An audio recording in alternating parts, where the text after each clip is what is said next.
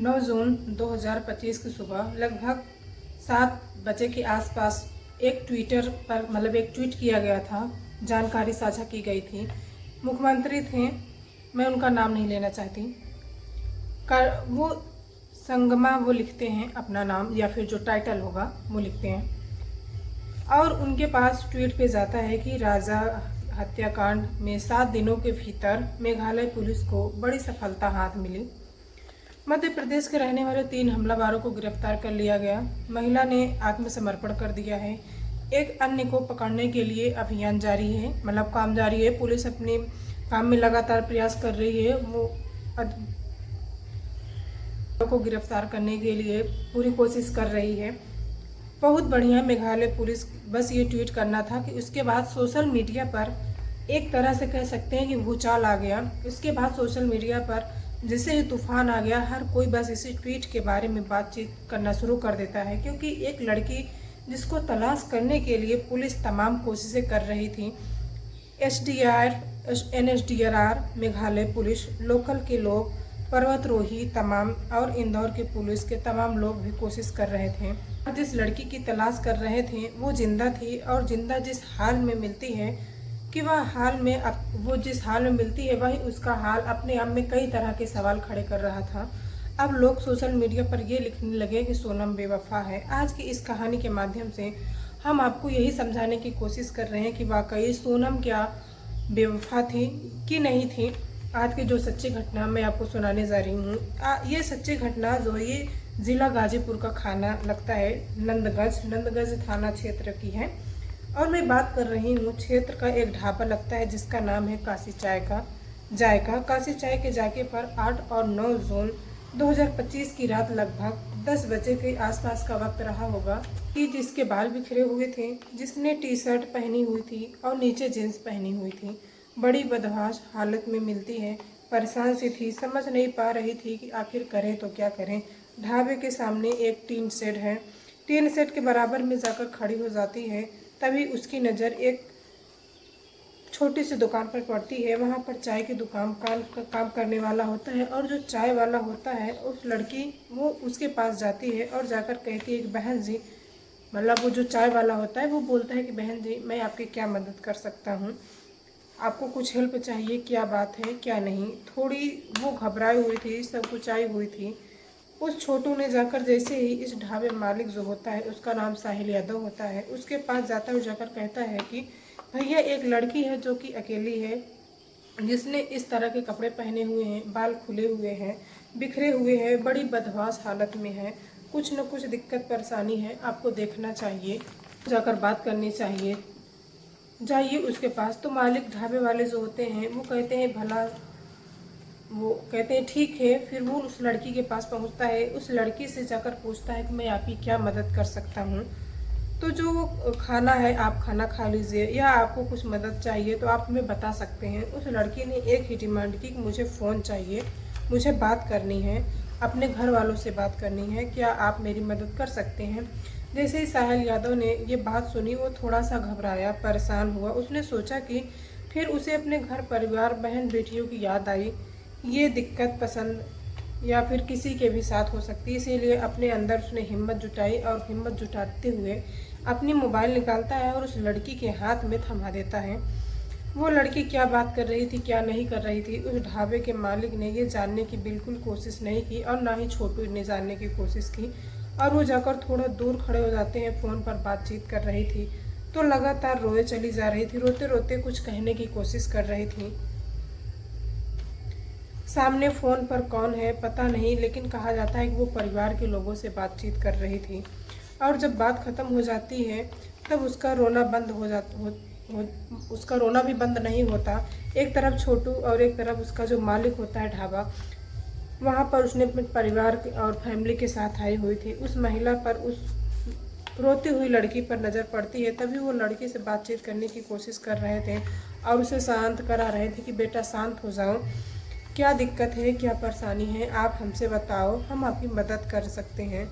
लेकिन जो सोनम लड़की होती है, सोनम रघुवंशी, सिर्फ वो उनकी राय लेके चली जाती है। आखिरकार उस महिला को जाते जाते मालिक जो ढाबा होता है कहा कि आप एक काम करना, आपको पुलिस को कॉल करके बुलानी चाहिए, पुलिस को बताना चाहिए। हो सकता है कि मामला ये पुलिस का हो, कहीं ना ऐसा ना हो कि तुम्हारे लिए कोई दिक्कत परेशानी खड़ी हो जाए। मालिक को यह बात समझ में आ जाती है। साहिल यादव ने तुरंत ही 112 नंबर पर कॉल करता है। बात कहता है, साहब यहाँ पर एक लड़की जैसे टी शर्ट पहनी हुई है, काली जींस पहनी हुई है, बाल बिखरे हुए हैं, थोड़ी परेशान हालत में है, अपने परिवार वालों से बातचीत कर रही थी, रो रही थी, बहुत ज़्यादा परेशान थी, आसपास में उसका कोई अपना नहीं दिखाई दे रहा था। आप आ जाइए 112 नंबर पर। जैसे ही सूचना मिलती है पुलिस को, वो तुरंत आती है और साथ ही SHO भी आ जाते हैं मौके पर। अब रात के लगभग 3 बजे का आसपास का वक्त रहा होगा। यह 9 जून 2025 की सुबह का वक्त था। पुलिस उस लड़की को अपने साथ लेकर चली जाती है। पुलिस यहाँ से लड़की को लेकर जाती है तो महिला पुलिस चौकी में जाकर उस लड़की को सुपुर्द कर देती है। यह महिला पुलिस चौकी जो है ये अस्पताल परिसर में महिर से विश्वामित्र स्टेट मेडिकल कॉलेज परिसर में एक सखी वन स्टाफ सेंटर होता है, उस वन स्टाफ सेंटर में रख दिया जाता है। लड़की से पूछा जा रहा था कि तुम्हारा नाम क्या है, तो उसने कहा मेरा नाम सोनम रघुवंशी है। सोनम रघुवंशी कुछ पिछले लगभग 17 या 18 दिनों से उसका नाम सुना सुना सा लग रहा था। फिर पूछा जाता है कि तुम कहाँ रहती हो, वो बताती है कि मैं मध्य प्रदेश के इंदौर में रहती हूँ।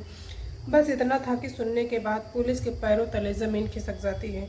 पुलिस सोचने पर मजबूर हो जाती है कि मेघालय की शिलांग की वहाँ पर पहाड़ियों में उसके पति की लाश मिली थी। ये लड़की यहाँ क्या कर रही है, यहाँ से इतनी दूर पर, समझ नहीं पा रही थी। आखिरकार करें तो क्या करें। तुरंत ही उच्च अधिकारियों को लखनऊ सूचना दी जाती है कि लोगों को ऑर्डर होते हैं। अमिताभ यश उन तक पहुँच जाता है।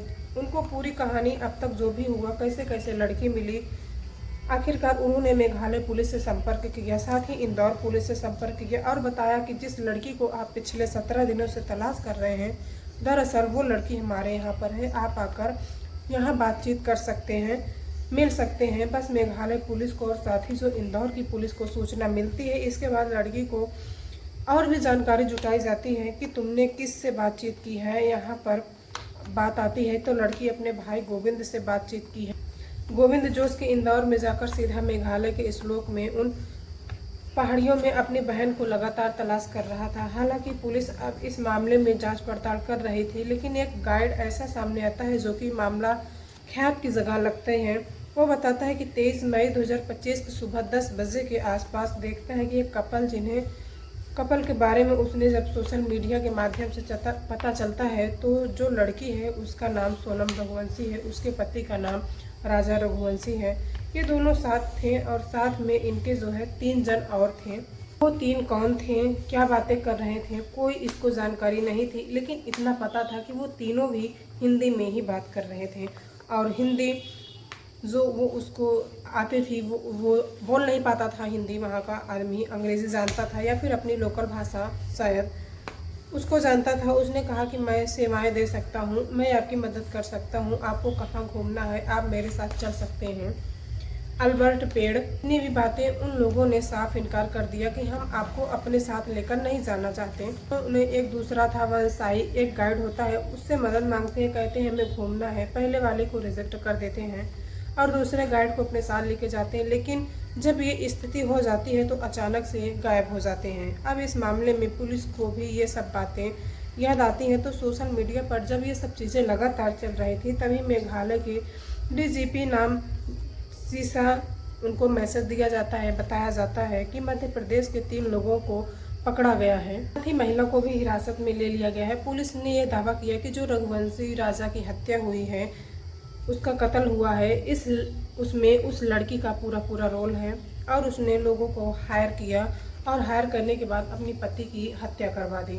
हत्या क्यों करवाई, क्यों नहीं करवाई, अभी इसमें चर्चा का विषय चल रहा है। लेकिन सोनम रघुवंशी और राजा रघुवंशी जो होते हैं ये दोनों एक दूसरे को पहचानते थे। परिवार वालों के सहमति के बाद 11 जून 2025 को आखिरकार इन दोनों की शादी हो जाती है।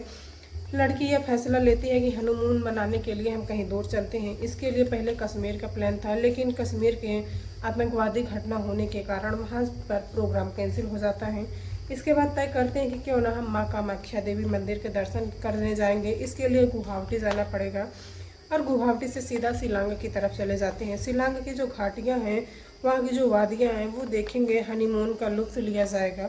कुछ ऐसी प्लानिंग थी। 20 मई 2025 और 29 मई 2025 तक का यह टूर था और आराम से घूम रहे थे, दे रहे थे। 23 मई 2025 की सुबह लगभग 1:30 बजे का आसपास का वक्त रहा होगा कि सोनम रघुवंशी, जिसकी सासू माँ और फ़ोन कहती हैं, बताती हैं कि बेटा कहाँ हो, तुम्हारा व्रत है कि नहीं है, ये जानकारी जुटाई जा रही थी। और फ़ोन पर कहती मम्मी अभी मैं आपसे बात नहीं कर सकती, बाद में बात करूँगी क्योंकि यहाँ नेटवर्क इशू है, थोड़ी दिक्कत है, मैं आपसे बाद में बात होगी। सास से ये कहकर फ़ोन काट देती है।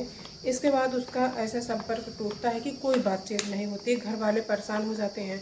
24 मई तक इंतज़ार किया जाता है। आखिरकार 25 मई को इमरजेंसी लैंडिंग करते हुए दूल्हा यानी राजा रघुवंशी का भाई और जो लड़की का भाई होता है, ये इमरजेंसी वहां पर जाते हैं और जाने के बाद अपनी बहन की तलाश करते हैं। जब वो लोकल पुलिस की मदद नहीं करती तब यूट्यूबर से मदद ली जाती है। मदद लेने के बाद लगातार कोशिश करते करते आखिरकार 11 दिन बीत जाते हैं और घर का एक ज़िला पूर्वी खासी हिल्स है, वहाँ का थाना है, थाना क्षेत्र का इलाका लगता है और यहाँ से लगभग 1000 फुट नीचे जो गहराई होती है, खाई होती है, उस खाई में उस जगह पर वहाँ पर एक लाश मिलती है और जो लाश मिलती है उसके सीधे जो उसके बाएं हाथ पे होता है वहाँ पे राजा लिखा होता है। उस पर पहचान कर ली जाती है कि जिस राजा रघुवंशी की तलाश कर रहे थे दरअसल वो मर चुका है या फिर उसे मार दिया गया है। पास में एक दरातीदार जो नारियल काटा जाता है वो धारदार हथियार मिलता है और गहरी खाई में डाल दिया जाता है उसे मारकर। इस तरह का अंदाज़ा या बात लगाया जा रहा था। जहां लाश थी वहां जाने के बाद शायद वक्त लगेगा क्योंकि एक दीवार थी 5 फुट से ज़्यादा ऊंची दीवार को फाँद पाना इतना आसान नहीं था, लेकिन वहां लाश कैसे पहुंच गई आखिरकार ये भी एक सवाल थी। जिसकी हड्डी टूटी हुई निकली, उसके शरीर पर चोट के निशान निकले। अब सोनम की तलाश थी। सोनम की तलाश करने के वहाँ के SDFR और लोकल पुलिस पर्वतरोही तमाम टीमें काम कर रही थीं और जो वहाँ पे गठन कर रहे थे, परिवार के लोग मांग कर रहे थे कि CBI की मांग होनी चाहिए। मुख्यमंत्री से लेकर मेघालय के मुख्यमंत्री हों या फिर देश के गृह मंत्री हों, प्रधानमंत्री को पत्र दिखाया जाता है। पूरे देश में इस घटनाक्रम को लेकर हड़कंप मचा हुआ था, लेकिन ये हड़कंप उस वक्त लोगों को सोचने पर मजबूर कर देता है जब ये लड़की गाजीपुर के एक ढाबे पर बदहवास में मिलती है। फिलहाल पुलिस ने इसको अपनी हिरासत में लिया है, इससे पूछताछ चल रही है। बस लोगों का जिस तरह से यह कहना है कि सोनम ही बेवफा है, क्या वही बेवफा है, लेकिन घर वाले, परिवार वाले अभी मानने को तैयार नहीं हैं। यदि परिवार वालों की बात झूठी निकली तो हो सकता है कि परिवार वाले भी इसमें इन्वॉल्वमेंट सामने आ जाएं। ये तो खैर पुलिस की जांच के बाद ही स्पष्ट होगा, लेकिन जिस तरह से, जिस हालत में सोनम का मिलना वाकई अपने आप में कई तरीके के सवाल खड़े करते हैं। दोस्तों, आप लोग इस घटनाक्रम को सुनने के बाद आप अपने आप को सुरक्षित रखें, सतर्क रहें और अच्छे से रहें, अपने परिवार के साथ मिलजुल के रहें। इसके आगे जो भी अपडेट आती है कि सोनम से क्या पूछताछ हुई, पुलिस ने सोनम से क्या पूछताछ की, मैं आगे आपको ज़रूर अपडेट दूंगी। जय हिंद, जय भारत।